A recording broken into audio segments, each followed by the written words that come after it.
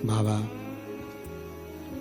देवाधिदेव महादेव की पवित्र कथा कर रही है, शिव महापुराण की कथा वर्णन कर रही है। इधर भगवान नारायण है, इधर भगवान शिव है।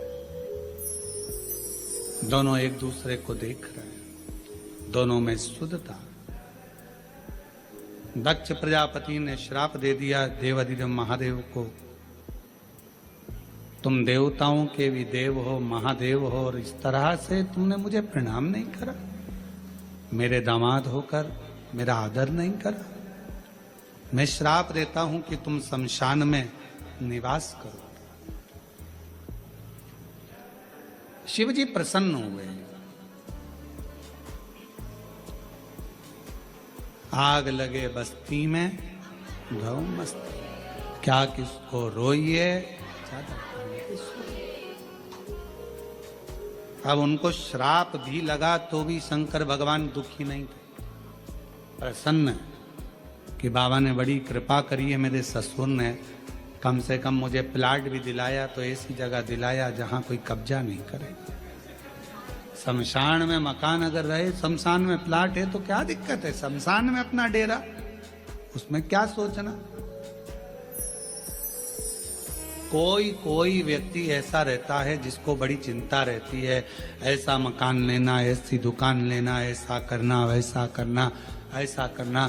पर शिव महापुराण की कथा कहती है, कोई कहे ये वार अच्छा, कोई कहे वो वार अच्छा।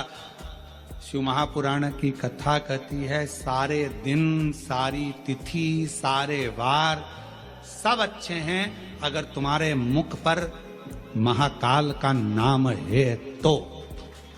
काल अधिपति महाकाल का नाम तुम्हारे मुख पर है तो फिर सारे वार, सारी तिथि, सारे नक्षत्र, सारी घड़ी, सारे पल सब अच्छे। और अगर भगवान का नाम नहीं तो फिर तो भद्रा लगना ही है। भगवान को भूल गए तो भद्रा लगा, भगवान को भूले नहीं तो भद्रा नहीं। भूलो मत।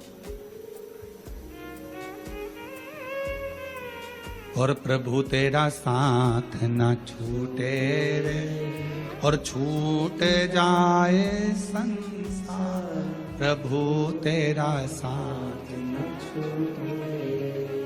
श्राप दे दिया, भगवान शिव प्रसन्न हो चले गए। शंकर जी को कुछ नहीं मालूम कि ससुर ने श्राप दे दिया। वो तो दिल लगा बैठे थे भगवान नारायण से, नारायण भगवान दिल लगा बैठे थे देवाधिदेव महादेव। उनको नहीं मालूम। मालूम कब पड़ा? जब नंदी को क्रोध आ गया और नंदी ने दक्ष प्रजापति से कह दिया, ओ दक्ष प्रजापति, मेरे स्वामी को श्राप देता है, मैं तुझे श्राप देता हूं, तेरा शीश कटेगा।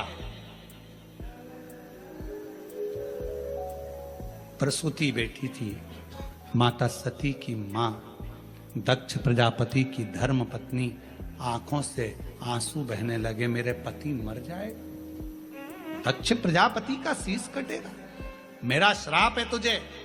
नंदी ने कहा, जैसे ही नंदी ने कहा शंकर भगवान ने रोका, इतनी देर में तो श्राप निकल चुका था। नंदी को लेकर शिव जी चले गए। प्रसूति के मन में भाव उत्पन्न होने लगा, मेरा पति मर जाएगा, मेरा पति मर जाएगा, मेरे पति की रक्षा कैसे करूं, क्या करा जाए कि पति की रक्षा हो जाए।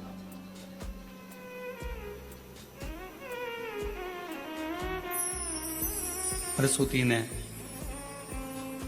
अपनी बेटियों को बुलाया, सारी बेटियां एकत्रित हो गई। उसमें कामदेव की धर्मपत्नी रति भी थी।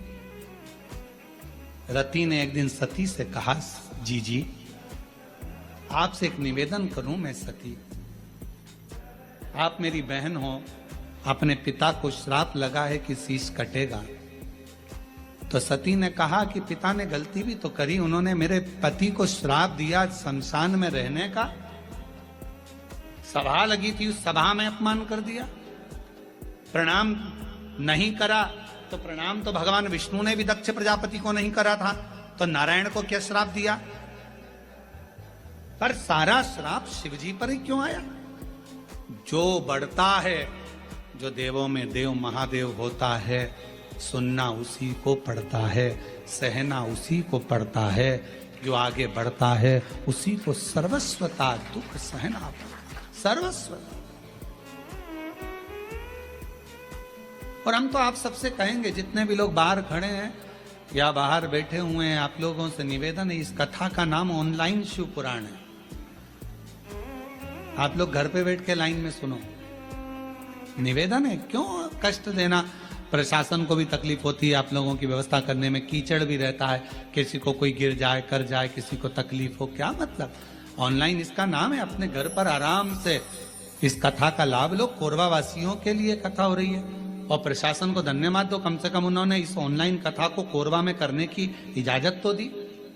इसके लिए धन्यवाद देना चाहिए प्रशासन को, और आपको और सबको मिलकर प्रशासन का साथ देना चाहिए, जिससे ये लोग जितने लोग खड़े हैं, कोई बुजुर्ग है, कोई कीचड़ में है, कोई पानी में है,